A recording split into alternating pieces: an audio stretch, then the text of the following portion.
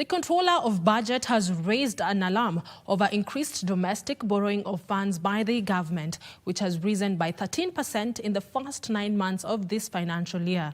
As of March 31st, 2025, the public debt stock stood at 11.6 trillion shillings, the lion's share coming from domestic lenders. The Controller of the Budget acknowledging the high and growing debt servicing costs wants the Treasury to work on the fiscal deficit by reducing non-essential expenditure.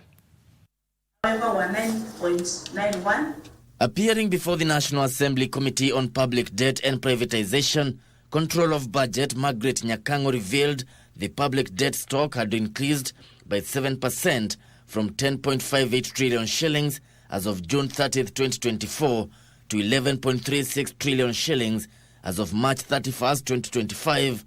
While the external debt increased by 1%, the domestic debt recorded 13% growth to stand at 6.12 trillion shillings. The increased borrowing subsequently raised the debt servicing costs and the fiscal burden. External debt increased by only 1% due to additional loan disbursements of Kenya shillings 194.05 billion from foreign commercial banks and 126.8 billion from multilateral organizations, while the domestic debt increased by 13%, attributable to increased borrowing in the domestic market. The allocation towards servicing public debt in this financial year stood at 2.04 trillion shillings. The Controller of Budget, however, notes that only 1.20 trillion shillings were spent on the debt in the first 9 months of the financial year. To avert a possible scenario of debt default, the Controller of Budget wants the government to reduce domestic borrowing and undertake fiscal consolidation measures. Timely settlement of these obligations is essential to maintain investor confidence and stabilize the financial markets. Any delay would therefore trigger market panic and undermine the government's credibility in the debt market. However, as we can see, this comes at a significant cost. The interest charged on the overdraft is higher, and when frequently utilized, it makes domestic borrowing disproportionately expensive, further exacerbating the overall cost of public debt and straining physical sustainability. Nyakang'o advises that the government should opt for concessional loans with lower interest rates instead of expensive commercial borrowing.